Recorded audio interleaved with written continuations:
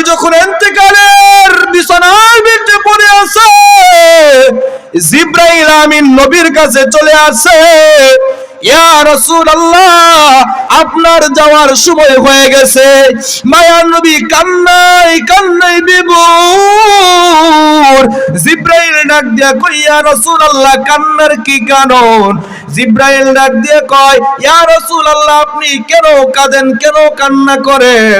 আপনার মেয়ের কথা চিন্তা করেন, ফাতেমার কথা, আপনার স্ত্রী আয়েশার কথা চিন্তা করেন, আপনার বংশধরের কথা চিন্তা করেন।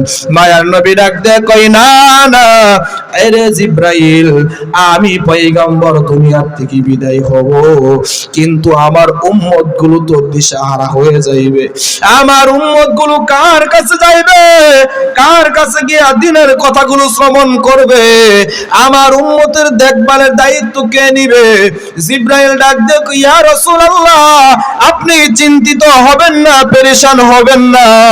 আপনি ইন্তেকালের পরে আল্লাহ পাক রব্বুল আলামিন আপনার উম্মতের জিম্মাদারি নিবে, বলেন সুবহানাল্লাহ। মায়ার নবী আবার জিবরাইলকে ডাক দেয়া কয়, ও গো জিবরাইল, আমি পয়গম্বর দুনিয়া থেকে বিদায় হওয়ার পর তুমি কি এই জমিনের ভিতরে আরো কখনো আরোহণ করবা, আসবা? জিবরাইল ডাক দেয়া কয়, ইয়া রাসূলুল্লাহ আপনি ইন্তেকালের পর থেকে কিয়ামত পর্যন্ত আমি জিবরাইল আর মাত্র 10 বার আগমন করব। 10 বার আগমন করিয়া 10টা জিনিস আমি দুনিয়া থেকে উঠাইয়া নিব। আল্লাহ রাসূল ডাক দিয়ে কই, কি নিয়ে যাইবা, কি নিয়ে যাইবা? এবার জিবরাইল ডাক দিয়ে কয়, দুনিয়ার বুকে আগমন করিয়া মুহাব্বত আর ভালোবাসা নামক যে বস্তু আছে, আমি জিবরাইল দুনিয়া থেকে মানুষের ভিতর থেকে ভালোবাসাটা উঠাইয়া নিয়ে যাব। আজকে দুনিয়ার জগতের ভিতরে ভালোবাসা নাই, মুহাব্বত নাই। বোঝা যায় জিবরাইল আসিয়া মুহাব্বত সব নিয়ে গেছে। কথা কোন ঠিক কিনা?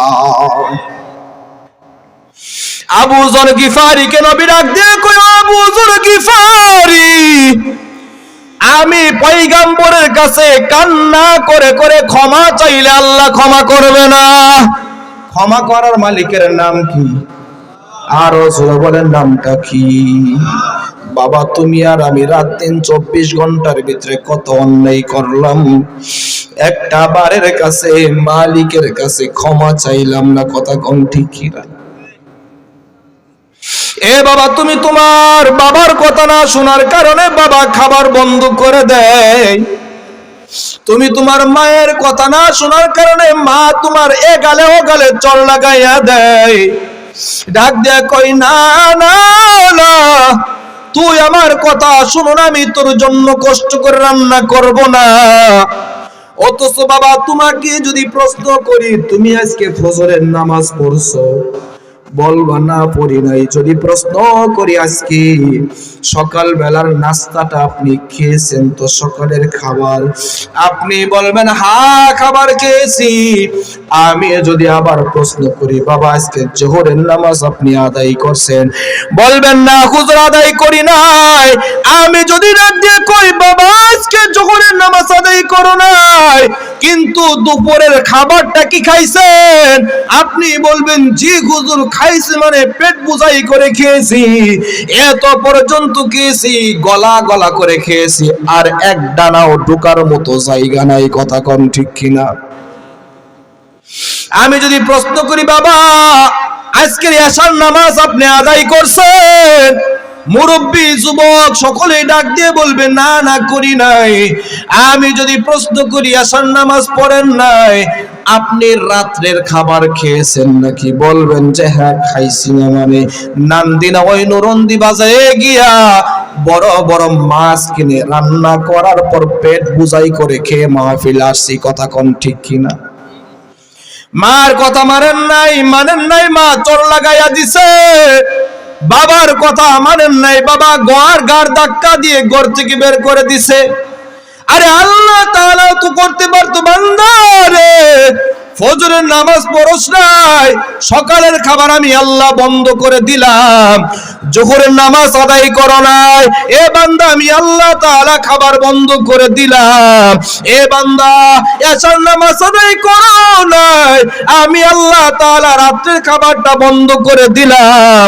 আল্লাহ তাআলা খাবার বন্ধ করে নাই, আল্লাহ তাআলা সুযোগ দিয়ে রাখছে। এ বান্দা খাবার আমি বন্ধ করব না, তবে আমি আল্লাহ থেকে যে দূরে চলে গেলাম, আমি আল্লাহ থেকে দূরে চলে গেলাম, আমি আল্লাহর কথা কি একটাবার চিন্তা করলি না রে বাবা?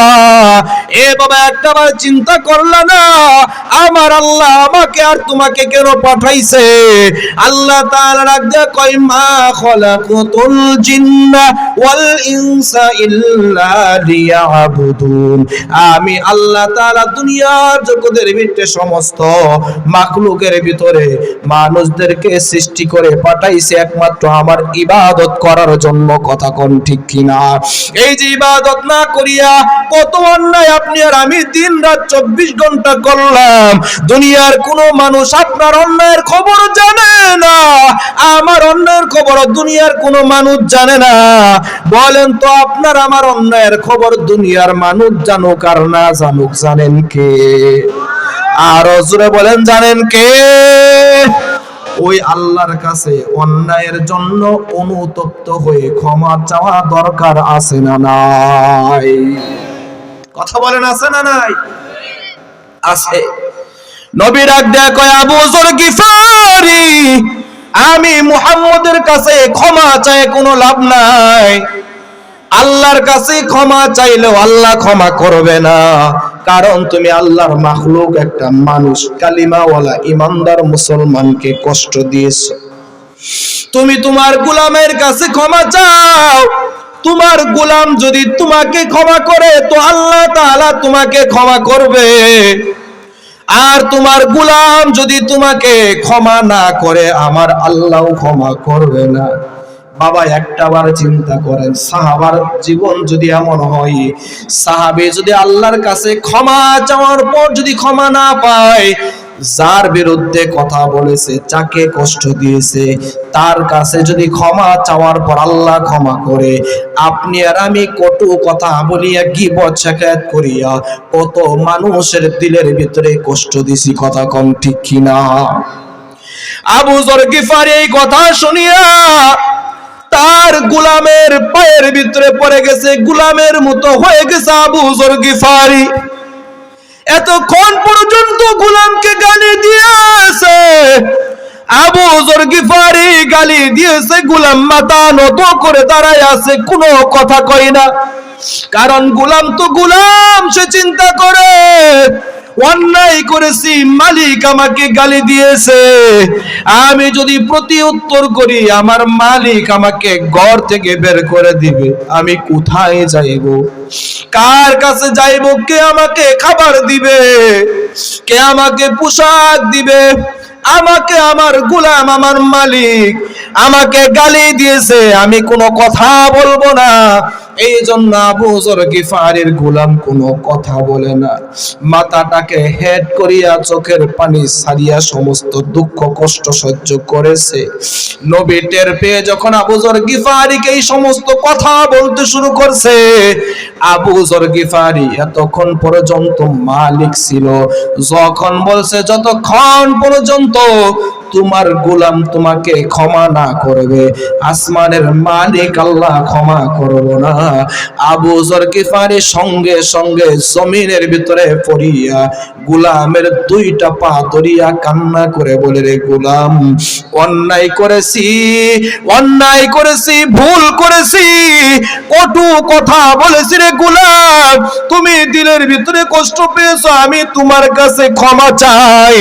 এ গোলাম তুমি আমাকে আল্লাহর হস্তে ক্ষমা করিয়া দাও। গোলামের দিলের ভিতরে মায়া লেগে গেছে। গোলাম এবার আবু যর গিফারিকে ডাক দিয়ে কয়, ও গো আবু যর গিফারি, নবীর প্রিয় সাহাবী, আপনি তো সাধারণ কোন সাহাবা না, আপনার কাছে জিবরাইল সংবাদ পৌঁছাইয়া দিছে আপনার ব্যাপারে নবীর কাছে।